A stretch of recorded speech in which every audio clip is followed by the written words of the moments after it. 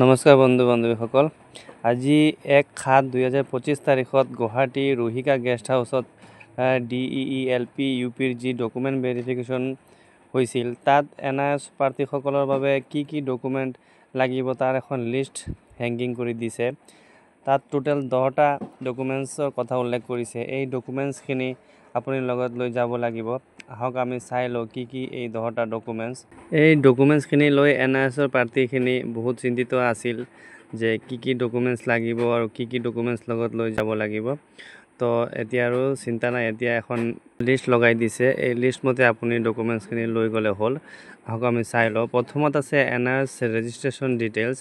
আপুনি NIS registration ডিটেইলছখিনি লৈ যাব লাগিব। দ্বিতীয়তে আছিল আপোনাৰ এডমিশ্যন শ্লিপ। দ্বিতীয়তে আপোনাৰ এডমিশ্যন শ্লিপখন আপুনি নিব লাগিব। তাৰপিছত তৃতীয়ত আছে আপোনাৰ এডমিট হল টিকেট। আপুনি এডমিটৰ হল টিকেটখন আপুনি লগত লৈ যাব। আৰু চতুৰ্থত আছে আপোনাৰ ইউডাইচ ৰেকৰ্ড। আপোনাৰ ডাইস্কুটৰ যি ৰেকৰ্ড আছে সেইখন আপুনি লগত লৈ যাব। আৰু 5 নম্বৰত আছে আপোনাৰ এপইণ্টমেণ্ট লেটাৰ। তো আপুনি এপইণ্টমেণ্ট লেটাৰখন আপুনি লগত লৈ যাব।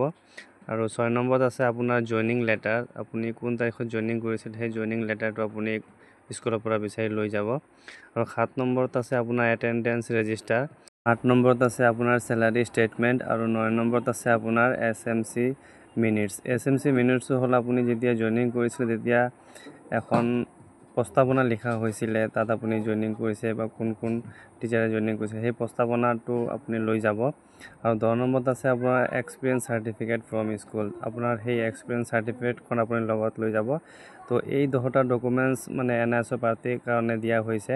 তো এই 10টা ডকুমেণ্টছ আপুনি লগত লৈ যাব। তো এয়াই আছিল NISৰ প্ৰাৰ্থীৰ কাৰণে এক বিশেষ আপডেট। তো পৰৱৰ্তী যদি কিবা বিশেষ আপডেট পাওঁ তো লগ পাম পৰৱৰ্তী ভিডিঅ'টোলৈ আপোনালোকৰ মাজত। তেতিয়ালৈ ধন্যবাদ।